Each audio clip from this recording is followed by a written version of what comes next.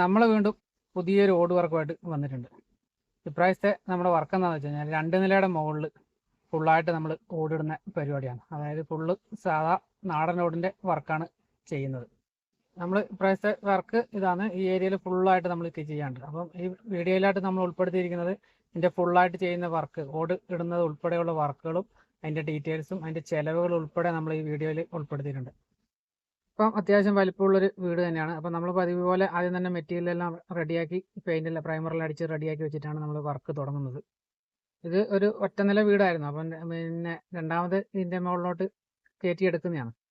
അപ്പം ആദ്യം തന്നെ നമ്മൾ ഉത്തരമെല്ലാം സെറ്റ് ചെയ്തിട്ട് പിന്നെ കോടി സെറ്റാക്കാനുള്ള പരിപാടിയാണ്. കോടിയുടെ പ്രത്യേകത എന്ന് വെച്ച് കഴിഞ്ഞാൽ കോടി ആകെ 1 മീറ്റർ താഴെ ഒരു ഗ്യാപ്പേ വരുന്നുള്ളൂ. കാരണം നീളവും വീതിയും തമ്മിലുള്ള വ്യത്യാസം അത്രേ വരുന്നുള്ളൂ. അപ്പോൾ അത്രയും നീളേ വരുന്നുള്ളൂ. അതുകൊണ്ട് തന്നെ നമ്മൾ ആദ്യം തന്നെ കോടി സെറ്റാക്കുകയാണ്. അപ്പം കോടി സെറ്റാക്കുന്നത് പിന്നെ നമ്മൾ 2 സൈഡിലോട്ടും ആദ്യം ഉത്തരം വെക്കുന്നതിന് പകരം കോടി ഉത്തരം വെക്കുന്നതിന് പകരം നമ്മൾ പിന്നെ കഴുക്കോലാണ് ആദ്യം സെറ്റ് ചെയ്തത്. കാരണം അത് ചെറിയ ഗ്യാപ്പ് ആയതുകൊണ്ട് അത് അങ്ങോട്ടും ഇങ്ങോട്ടും ലെവൽ ചെയ്ത് നിർത്താനുള്ള എളുപ്പത്തിന് വേണ്ടിയിട്ടാണ് നമ്മൾ ആദ്യം തന്നെ കഴുക്കോൽ സെറ്റ് ചെയ്തത്. പിന്നെ കോടിയൊക്കെ നമ്മൾ 4x2 പൈപ്പാണ് കോടിയായിട്ട് നമ്മൾ വെക്കുന്നത്. കാരണം അത്യാവശ്യം ലെങ്ത് കാര്യങ്ങളൊക്കെ ഉണ്ട്. അതുകൊണ്ട് തന്നെ 4x2 വെക്കുന്നത്. പിന്നെ കഴുക്കോലായിട്ടെല്ലാം നമ്മൾ 3x1 പൈപ്പാണ് യൂസ് ചെയ്തിട്ടുള്ളത്. കാരണം പിന്നെ അങ്ങനെ വെക്കുമ്പോൾ ഗുണം എന്ന് വെച്ച് കഴിഞ്ഞാൽ കോടി കഴുക്കോലിൽ കറക്റ്റായിട്ട് ചേർന്ന് കിട്ടും. പിന്നെ അതിനെക്കാട്ടും അതായത് കഴുക്കോല് വെക്കുന്നതിനെക്കാട്ടും കൂടിയ പൈപ്പത്തിൽ കോടി വെക്കുകയാണെങ്കിൽ നമുക്കത് പിന്നെ വെൽഡിങ് കാര്യങ്ങളെല്ലാം ചെയ്യുമ്പോൾ നല്ല വൃത്തിയായിട്ട് കിട്ടുകയും ചെയ്യും. കാണാനുള്ള നല്ല വൃത്തിയും കാര്യങ്ങളും ഉണ്ടാവുകയും ചെയ്യും. സെൻട്രൽ ഹൈറ്റ് റൂമിൻ്റെ അവിടെ നിന്ന് ഏകദേശം ഒരു 3 മീറ്ററോളം ഉയരം വരുന്നുണ്ട്. അതുകൊണ്ട് തന്നെ നമ്മൾ സ്കാഫോൾഡിംഗ് ഒക്കെ ഇട്ടിട്ടാണ് സെറ്റാക്കുന്നത്. സ്കാഫോൾഡിംഗ് ഇല്ലെങ്കിലും കുഴപ്പമില്ല, നിലയടിച്ചിട്ട് ചെയ്യുന്നതിനെക്കാളും എളുപ്പത്തിൽ നമ്മൾ സ്കാഫോൾഡിംഗ് ആകുമ്പോൾ അതിൻ്റെ മേലെ, കാരണം ആകെ അത് ചെറിയ ലെങ്തേ വരുന്നുള്ളൂ. അതുകൊണ്ട് തന്നെ അത് സെറ്റ് ചെയ്യാൻ വേണ്ടിയിട്ട് കുറേ സപ്പോർട്ട് കൊടുക്കുന്നതിനെക്കാട്ടും എളുപ്പത്തിൽ നമ്മൾ സെറ്റ് ചെയ്യാൻ വേണ്ടിയിട്ട് സ്കാഫോൾഡിംഗ് ഒക്കെ ഇട്ടിട്ടാണ് നമ്മൾ സെറ്റ് ചെയ്യുന്നത്. പിന്നെ ആദ്യം തന്നെ നമ്മൾ പ്രൈമറി കാര്യങ്ങളെല്ലാം അടിച്ചു വെച്ചതുകൊണ്ട് തന്നെ പണി സ്പീഡായിട്ട് നടക്കുന്നുണ്ട്. പിന്നെ അത് കഴിഞ്ഞിട്ട് കഴുക്കോല് കാര്യങ്ങളെല്ലാം വെക്കുന്നുണ്ട്. കഴുക്കോലെല്ലാം നമ്മൾ 3x1 പൈപ്പാണ് യൂസ് ചെയ്തിട്ടുള്ളത്. ഇപ്രാവശ്യത്തെ നമ്മുടെ വർക്ക് വരുന്നത് കണ്ണൂർ ജില്ലയിലെ കുടിയാമല, അതായത് പൈതൽമലയുടെ അടുത്ത് കിടക്കുന്ന കുടിയാമല എന്ന് പറഞ്ഞ സ്ഥലത്താണ്. അതുകൊണ്ട് തന്നെ മലയോര പ്രദേശമാണ്. അതുകൊണ്ട് തന്നെ ഇവിടുത്തെ പിന്നെ ക്ലൈമറ്റ് കാര്യങ്ങളെല്ലാം നല്ല സുഖമാണ്. ചൂടുണ്ട്, അങ്ങനെയല്ല ഞാൻ പറഞ്ഞത്. കാഴ്ചകളൊക്കെയാണ് മലനിലകളൊക്കെ ആയിട്ടുള്ളൊരു കാഴ്ചയൊക്കെ കാണാൻ നല്ല ഭംഗിയാണ്. അപ്പോൾ അടിപൊളി ഒരു വ്യൂ ഉള്ളൊരു സ്പേസും കൂടിയാണ്.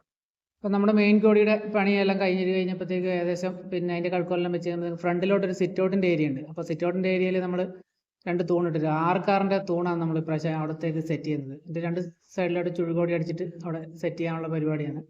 അതിന് തന്നെ കോൺക്രീറ്റ് ഫില്ലർ അടിക്കുന്നതിന് വരെ നമ്മൾ 6 4 ആയാലും വലിയ കുഴപ്പമൊന്നുമില്ല. പക്ഷേ ഇവർക്ക് 6 വേണമെന്ന് പറഞ്ഞിട്ട് കുറച്ച് ലുക്ക് കൂടുതൽ കിട്ടും. അതായത് സാധാ ഫില്ലറിൻ്റെ ഒരു ലുക്ക് തന്നെ കിട്ടിക്കും. കഴിയുമ്പോഴത്തേക്കും പെയിൻറ്റിങ് ഒക്കെ ചെയ്യുമ്പോഴത്തേക്കും നല്ലൊരു ലുക്ക് കിട്ടാൻ വേണ്ടിയിട്ടാണ് 6 യൂസ് ചെയ്യുന്നത്. പിന്നെ ഫ്രണ്ടിലെ ലെങ്തിന് വേണ്ടിയിട്ട് ലെങ്ത് വരുന്നതുകൊണ്ട് തന്നെ 3x1 നമ്മൾ ഡ്രസ്സ് പോലെ അടിച്ചിട്ടാണ് പിന്നെ ഉത്തരം വെച്ചിരിക്കുന്നത്. അതിൻ്റെ മേലെ സെറ്റ് ചെയ്യാനാണ്. ഇത് ഫുൾ ഭാഗം സീലിംഗ് ചെയ്യാനുള്ള പ്ലാൻ ഇവർക്കുണ്ട്. പിന്നെ ഈ വർക്ക് ചെയ്തിരിക്കുന്നത് പറഞ്ഞാൽ ഒറ്റനില വീടായിരുന്നു. അതിന് സ്റ്റെയർ കേസ് കാര്യങ്ങളൊന്നും ഈ വീടിനില്ല. അപ്പം അങ്ങനെ ഉള്ള അവസ്ഥയിൽ ചെയ്തിരിക്കുന്ന വീടായതുകൊണ്ട് തന്നെയാണ് ഫില്ലറിന് കമ്പിയോ അങ്ങനെയൊന്നും പോയിട്ടില്ല. അപ്പം രണ്ടാമത് ഇതിൻ്റെ ഉള്ളിൽ വർക്കെല്ലാം കഴിഞ്ഞ് കഴിഞ്ഞിട്ടാണ് സ്റ്റെയർ കേസിന് കട്ട് ചെയ്തിട്ട് സ്പേസ് ആക്കുന്നത്. കാരണം റൂഫിങ്ങിൻ്റെ വർക്കും തേപ്പിൻ്റെ വർക്കും കൂടി കഴിഞ്ഞിട്ടാണ് സ്റ്റെയർ അടിക്കുന്നത്. അത് കഴിഞ്ഞിട്ട് മെറ്റലിൻ്റെ സ്റ്റെയറും കൂടി അടിക്കാണ്ട് അതിൻ്റെ വീഡിയോ കൂടി നമ്മൾ ചെയ്യുന്നതായിരിക്കും. അപ്പോൾ നമ്മുടെ കഴുക്കോലിൻ്റെ വർക്ക് ഏകദേശം പൂർത്തിയായിക്കൊണ്ടിരിക്കുകയാണ്. ഒത്തിരി കഴുക്കോലുകൾ കാര്യങ്ങൾ വരുന്നുണ്ട്. ഫ്രണ്ട് ഭാഗം കണ്ടല്ലോ, ഫ്രണ്ട് ഭാഗത്തൊരു 2 സൈഡിലോട്ട് ഓരോ ചുഴുകോടിയും ഫ്രണ്ടിലും ഒരു കോടി തന്നെയാണ് വരുന്നത്. ചില വീടുകളിലെ സിറ്റൗട്ടിൻ്റെ ഭാഗത്ത് അവിടെ കോടി വരുന്നതിന് വരെ ആനവായി ആക്കും. അപ്പോൾ ആനവായി ആക്കണമെന്ന് പറയാൻ കാരണം പിന്നെ 2 നിലയുടെ ഹൈറ്റ് വരുന്നുണ്ട്. പിന്നെ കാറ്റടിക്കാനുള്ള സാധ്യതകൾ കൂടുതലുള്ളതുകൊണ്ട്, നനയാനുള്ള ചാൻസ് കൂടുതലുള്ളതുകൊണ്ടാണ് നമ്മൾ അവിടെയും കോടി തന്നെയാണ് അടിച്ചിരിക്കുന്നത്. പിന്നെ നമ്മൾ പട്ടിക അടിക്കാൻ തുടങ്ങി. പട്ടിക നമ്മൾ മുക്കാലിൻ്റെ പട്ടികയാണ്. അത് 16 ഗേജിൻ്റെ പട്ടിക നമ്മൾ എടുത്തിട്ടുണ്ട് എന്നുള്ളതാണ്. പിന്നെ കഴുക്കോല് തമ്മിലുള്ള ഗ്യാപ്പ് 1 മീറ്റർ, ഏകദേശം 1 മീറ്ററിൽ കൂടാത്ത, അതായത് 1 മീറ്ററിൽ താഴെയുള്ള അളവാണ് നമ്മൾ സാധാരണയായിട്ട് ഇടാറുള്ളത് 3/4 ഇഞ്ച് വെക്കുമ്പോൾ.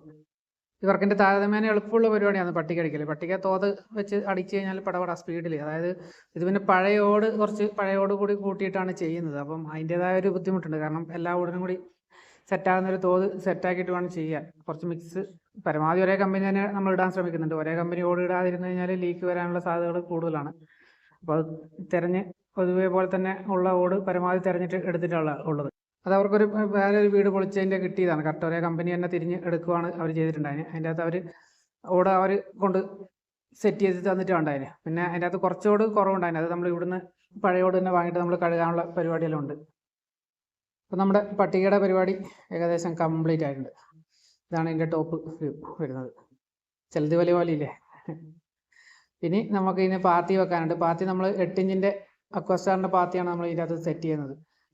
അത്യാവശ്യം വലിയ ഏരിയയിലും റൂഫ് ചെയ്യുമ്പോൾ പരമാവധി 8 ഇഞ്ചിൻ്റെയോ 10 ഇഞ്ചിൻ്റെയോ ഒക്കെ പാത്തി വെക്കുന്നത് എപ്പോഴും നല്ലതായിരിക്കും. പാത്തി എന്ന് പറഞ്ഞ സംഭവം തന്നെ ഒരു പരാജയമുള്ളൊരു സംഭവമായിട്ടാണ് നമുക്ക് പല അനുഭവങ്ങളിൽ നിന്ന് ഫീൽ ചെയ്തിട്ടുള്ളത്. കാരണം പാത്തി പരമാവധി വെക്കാതിരിക്കുകയാണെങ്കിൽ അത്രയും നല്ലത്. അപ്പം പിന്നെ 6 ഇഞ്ചിൻ്റെ ഒക്കെ വെച്ച് കഴിഞ്ഞാൽ അതൊരു ഭയങ്കര ബുദ്ധിമുട്ടായിരിക്കും. അപ്പം ഇവിടെ നമ്മൾ പാർട്ടിയോട് പറഞ്ഞ് മനസ്സിലാക്കി അവരുടെയും കൂടി താല്പര്യത്തിൽ നമ്മൾ 8 ഇഞ്ചിൻ്റെ പാത്തിയാണ് സെറ്റ് ചെയ്യുന്നത്. 8 ഇഞ്ചിൻ്റെ അക്വസ്റ്റാറിൻ്റെ വൈറ്റ് പാത്തിയാണ്. പിന്നെ PVC-യുടെ ക്ലാമ്പ് വരുന്ന പാത്തിയാണ് നമ്മൾ സെറ്റ് ചെയ്യുന്നത്.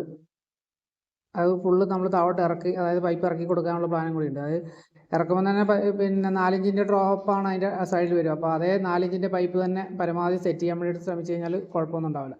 റെഡ്യൂസ് ചെയ്യുമ്പോഴാണ് ഈ പ്രശ്നങ്ങളൊക്കെ കൂടുതലായിട്ട് സംഭവിക്കാറ്. ഓട് അതേപോലെ പഴയ ഓട് അവർ കൊണ്ടുതന്നെങ്കിൽ നമ്മൾ പെയിൻറ്റിങ്ങിൻ്റെ ഉൾപ്പെടെ നമ്മൾ തന്നെയാണ് ചെയ്യുന്നത്. ഫുള്ള് ഓട് പിന്നെ പെയിൻറ്റ് എല്ലാം നമ്മൾ തന്നെയാണ് ചെയ്യുന്നത്. പിന്നെ ഓടിന് പെയിൻറ്റ് അടിക്കുമ്പോൾ പരമാവധി റെഡ് കളർ തന്നെ അടിക്കാൻ ശ്രമിക്കുക. കാരണം റെഡ് കളർ അടിച്ചു കഴിഞ്ഞാൽ ഏറ്റവും കൂടുതൽ ലാസ്റ്റിങ് കിട്ടുന്ന കളർ ഇത് തന്നെയായിരിക്കും. കാരണം ഓട് എന്തായാലും പിന്നെ പെയിൻറ്റ് പൊടിക്കും. അപ്പം അതിനൊരു മങ്ങൽ വരുന്നതിന് എപ്പോഴും ഉണ്ടാവും. അപ്പം പരമാവധി റെഡ് കളർ തന്നെ അടിച്ചു കഴിഞ്ഞാൽ അതിന് എപ്പോഴും ഒരു ലാസ്റ്റിങ് കിട്ടുന്നതായിരിക്കും. പെയിൻറ്റ് അടിക്കാൻ നമ്മൾ ഉപയോഗിക്കുന്ന മെഷീൻ പിന്നെ ടോട്ടലിൻ്റെ ഒരു സ്പ്രേ ഗണ്ണാണ്. അതിൻ്റെ ലിങ്ക് നമ്മൾ ഡിസ്ക്രിപ്ഷനിൽ കൊടുക്കാം. ഇങ്കുവിൻ്റെ അതായത് 2500 വിലയാണ് ഇതിന് മെഷീന് വരുന്നത്. ആ മെഷീൻ വെച്ചാണ് നമ്മൾ ഫുള്ള് പെയിൻറ്റ് അടിച്ചിട്ടുള്ളത്. കാരണം കംപ്രസർ വാടകയ്ക്കൊക്കെ എടുക്കുമ്പം പിന്നെ നമ്മൾ ഒറ്റ ടൈമിൽ ഫുള്ളായിട്ട് അടിച്ച് ചിലപ്പോൾ തീർക്കാൻ പറ്റിയില്ലെങ്കിലും അതിനുള്ള പ്രശ്നങ്ങളുണ്ടാവും. കംപ്രസർ അടിക്കുന്ന അത്രയും സ്പീഡ് കിട്ടില്ല, എന്നാലും വലിയ കുഴപ്പമില്ലാത്തൊരു മെഷീനാണ്. അതിൻ്റെ ലിങ്ക് നമ്മൾ ഡിസ്ക്രിപ്ഷനിൽ കൊടുക്കാം. അപ്പോൾ പെയിൻറ്റ് അടിക്കുന്ന കൂടെ തന്നെ നമ്മൾ പാത്തിയുടെ വർക്കും കൂടി കംപ്ലീറ്റ് ആക്കിയിട്ടുണ്ട്. പാത്തി ഫുള്ള് എല്ലാ സൈഡിലും പാത്തി വെച്ചു. ഇനി ഫുള്ള് പ്രൈമർ കാര്യങ്ങളെല്ലാം ടച്ച് ചെയ്യാനുണ്ട്. ആദ്യം ഫുള്ള് പ്രൈമർ അടിച്ച് കയറ്റിയ വർക്കാണ്. അത് ഫുള്ള് ടച്ച് ചെയ്യൽ കാര്യങ്ങളെല്ലാം ഉണ്ട്.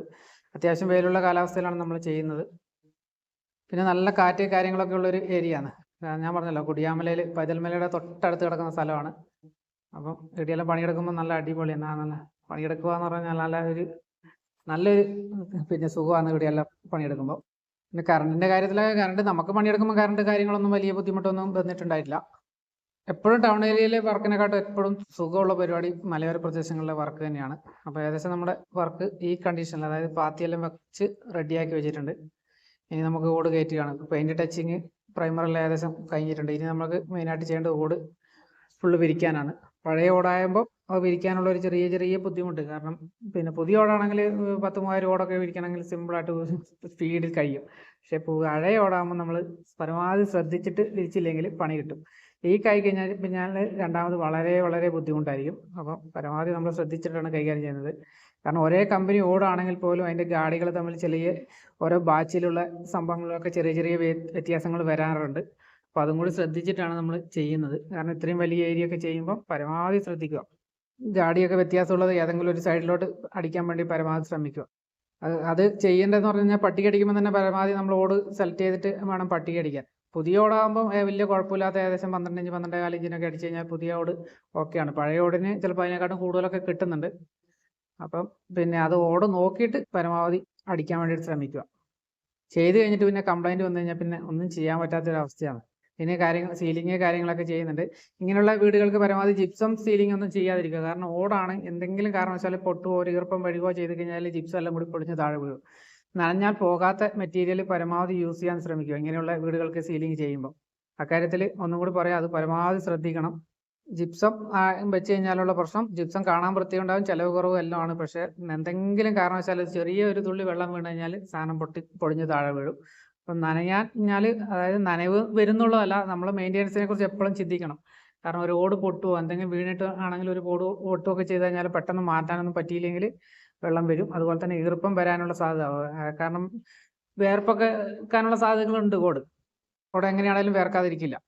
അപ്പം ഓട് വരി കഴിഞ്ഞു. പിന്നെ നമ്മൾ മൂലയുടെ സിമെൻറ്റും കൂടി ചെയ്യുന്നുണ്ട്. എല്ലാം സിമെൻറ്റ് അടക്കമാണ് നമ്മൾ ഫുൾ വർക്കാണ് ചെയ്തിരിക്കുന്നത്. അപ്പം സിമെൻറ്റിൻ്റെ വർക്കും കൂടി ചെയ്ത് കഴിഞ്ഞാൽ വർക്ക് ഏകദേശം കംപ്ലീറ്റ് ആവും. അതുപോലെ തന്നെ മൂലയോട് വെക്കുമ്പോൾ പരമാവധി സിമെൻറ്റും കൂടി ചെയ്ത് വെക്കാൻ ശ്രമിക്കുക. കാരണം എന്തെങ്കിലും കയറി എലിയോ അങ്ങനെയുള്ള സംഭവങ്ങളോ അല്ല എന്തെങ്കിലും ഒരു പരുത്ത് വന്നിരുന്നാൽ പോലും, ഒരു പക്ഷി വന്നിരുന്നാൽ പോലും പിന്നെ ഇളകി പോകാതെ പരമാവധി ശ്രദ്ധിക്കുക. ഇളകി കഴിഞ്ഞാൽ ഇതന്നെ റിപ്പയറിങ് എപ്പോഴും ബുദ്ധിമുട്ടുള്ള പരിപാടിയാണ്. ആദ്യം ചെയ്യുന്ന ആ ഒരു സുഖമൊന്നും രണ്ടാമത് എപ്പോഴും കിട്ടൂല. അപ്പോൾ ഈ വർക്കിന് മൊത്തത്തിൽ വന്നിരിക്കുന്ന ചിലവ്, അതായത് ഓടിൽ ഇല്ലാതെ വന്നിരിക്കുന്ന ചിലവ് 3.5 ലക്ഷം രൂപയാണ്. അതായത് അതിൻ്റെ അത് പെയിൻറ്റിങ് ഉൾപ്പെടെ എല്ലാ വർക്കും കൂടി വന്നിരിക്കുന്ന ചിലവാണ് 3.5 ലക്ഷം രൂപ. ഓട് നമ്മൾ പഴയതാണ് ഉപയോഗിച്ചത്, അതുകൊണ്ടാണ് അതിൻ്റെ റേറ്റ് പറയാത്തത്. ഇത്രയും ഏരിയയിൽ പുതിയ ഓട് നമ്മൾ ചെയ്യുമ്പം ഒരു 1.25 ലക്ഷം രൂപ, 2 ലക്ഷം, 1.5 ലക്ഷം രൂപയ്ക്ക് അടുത്ത് പിന്നെ പുതിയ ഓട് ആണെങ്കിൽ ചിലവ് വരും. അപ്പം ഏകദേശം ഒരു 5 ലക്ഷം രൂപ പുതിയ ഓട് വെച്ച് ഈ കണ്ടീഷനിൽ ചെയ്യുമ്പോൾ ചിലവ് വരും. അതിൻ്റെ അകത്ത് നമ്മൾ പാത്തി ഉൾപ്പെടെയുള്ള ചിലവാണ് പറഞ്ഞിരിക്കുന്നത്. പാത്തിയൊക്കെ 8 ഇഞ്ചാണ് നമ്മൾ ചെയ്തിരിക്കുന്നത്. എല്ലാ ചിലവുകളും ഉൾപ്പെടെ, അതായത് പെയിൻറ്റിങ് ഉൾപ്പെടെയുള്ള ചിലവാണ് നമ്മൾ അത്രയും പറഞ്ഞിരിക്കുന്നത്. നമ്മൾ പറഞ്ഞതിൽ എന്തെങ്കിലും സംശയങ്ങളോ കാര്യങ്ങളോ ഉള്ളവർക്ക് കമൻ്റായിട്ട് ചോദിക്കാവുന്നതാണ്, നമ്മളത് റിപ്ലൈ തരുന്നതായിരിക്കും. അതുപോലെ തന്നെ ഇതുപോലെയുള്ള വീഡിയോകൾ നമ്മൾ ഒത്തിരി ചെയ്തിട്ടുണ്ട്, അതൊക്കെ ഒന്ന് കയറി കാണാൻ ശ്രമിക്കുക. അതുപോലെ തന്നെ സബ്സ്ക്രൈബ് ചെയ്യാതെ കാണുന്നവർ സബ്സ്ക്രൈബ് ചെയ്യുക. അതുപോലെ തന്നെ നോട്ടിഫിക്കേഷൻ ഓൺ ആക്കി വെച്ച് കഴിഞ്ഞാൽ തുടർന്ന് ഇതുപോലെയുള്ള വീഡിയോകൾ നിങ്ങൾക്ക് പെട്ടെന്ന് കിട്ടുന്നതായിരിക്കും. അതുപോലെ തന്നെ എന്തെങ്കിലും ഡൗട്ടുകൾ ഉണ്ടെങ്കിൽ ചോദിക്കാൻ മടിക്കേണ്ട. അതുപോലെ തന്നെ വീഡിയോ ഇഷ്ടമായി കഴിഞ്ഞാൽ ലൈക്ക് ചെയ്യുക, ഷെയർ ചെയ്യുക, സപ്പോർട്ട് ചെയ്യുക. അതുപോലെ തന്നെ എന്തെങ്കിലും ഡൗട്ടൊക്കെ ഉണ്ടെങ്കിൽ നമ്മൾ ക്ലിയർ ചെയ്യുന്നതായിരിക്കും.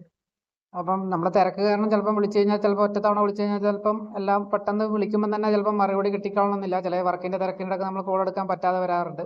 അപ്പം വാട്സപ്പിൽ മെസ്സേജ് അയച്ചിട്ടാൽ മതി, അങ്ങനെ നമ്മൾ ചെയ്യും. പിന്നെ കമൻ്റായിട്ട് ചോദിച്ചു കഴിഞ്ഞാൽ പെട്ടെന്ന് മറുപടി കിട്ടും. കാരണം പലരും പിന്നെ ഇതുപോലുള്ള ഡൗട്ട് ചോദിക്കും. അപ്പോൾ ഡൗട്ട് ചോദിക്കുമ്പോൾ നമ്മൾ ഒത്തിരി വീഡിയോ ചെയ്തിട്ടുള്ളതെങ്കിൽ ഏതെങ്കിലും ഒരു വീഡിയോ കാരണം കണ്ടിട്ടായിരിക്കും ഒരു ഡൗട്ട് ചോദിക്കുന്നുണ്ടാവുക.